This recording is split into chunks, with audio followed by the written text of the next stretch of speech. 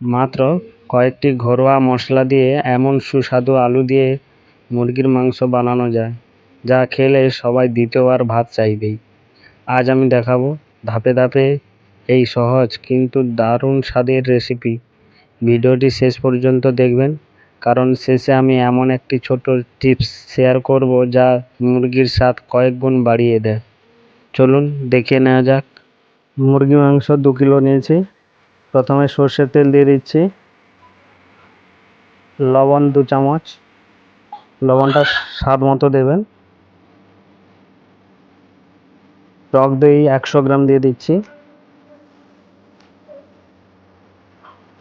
দিয়ে ভালোভাবে মাখিয়ে আধা ঘন্টা রেখে দেব।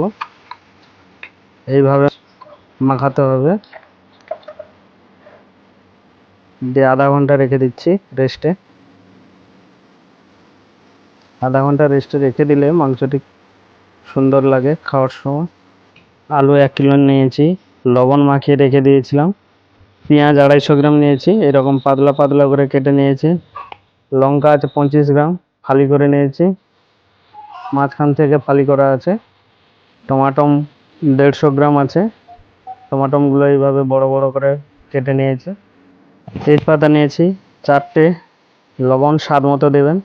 জয়িত্রী ফুল 1টা নিয়েছি, 1 ইঞ্চি দারুচিনির টুকরো, 5টি লবঙ্গ, 5টি এলাচ, 1টি কালো এলাচ এবং স্টার ফুল হাফ নিয়েছি। রসুন 50 গ্রাম, আদা 100 গ্রাম, সব পেস্ট করে নিয়েছি। একটা বাটি নিয়েছি, অল্প জল ঢেলে দিচ্ছি, দিয়ে আমরা গুঁড়ো মশলার মিশ্রণটি করে নেব। হলুদ গুঁড়ো 4 চামচ, ছোট চামচে।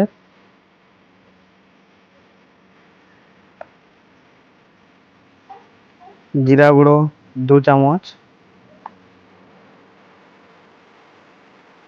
ধনিয়া গুঁড়ো 2 চামচ, কাশ্মীরি লঙ্কার গুঁড়ো 3 চামচ,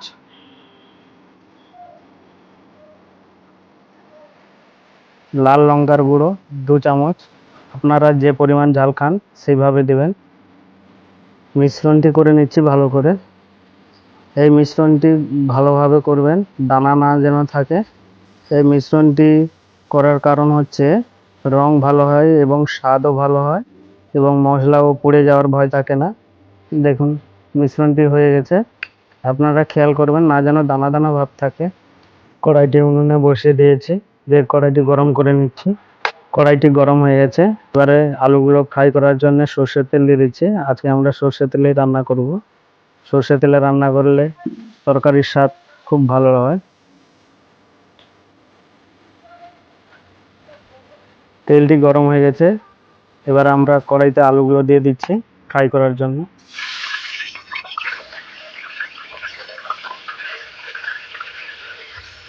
আলুগুলি সোনালি রং হওয়া পর্যন্ত ভেজে নেব। ভাজতে প্রায় 5 থেকে 6 মিনিট সময় লাগবে। দেখুন আলুগুলো সোনালি রং হয়ে গেছে। দেখুন আলুগুলো এইভাবে ভাজতে হবে। দেখুন আলুগুলো ফ্রাই হয়ে গেছে। এই তেলে গোটা গরম মশলাগুলো দিয়ে দিচ্ছি।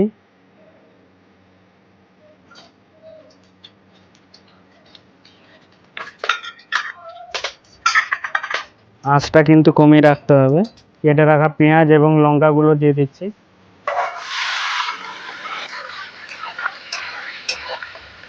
এক চামচ লবণ দিয়ে দিচ্ছি।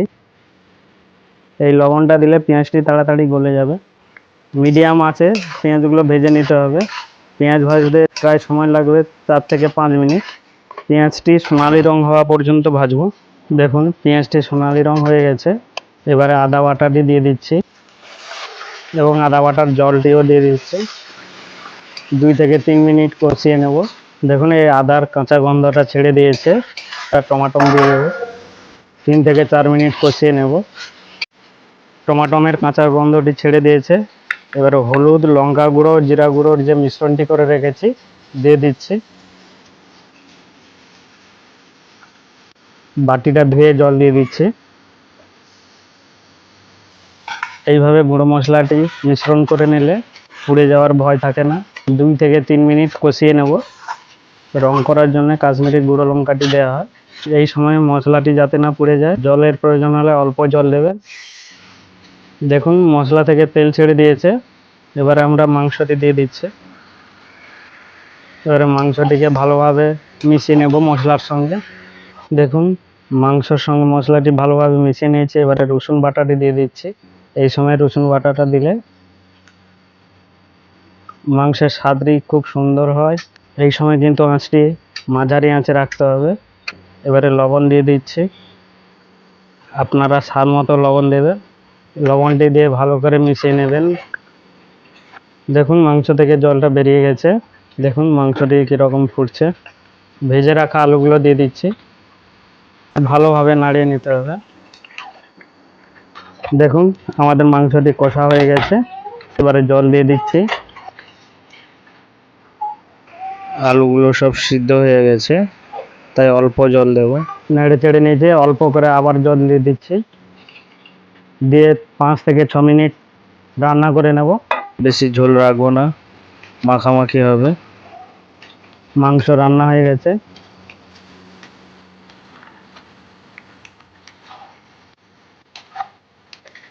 এরপরে অল্প ঘি দিয়ে দিচ্ছি। এই ঘিটা দিলে স্বাদটা বেড়ে যায়। গরম মশলাগুলো দিয়ে দিচ্ছি।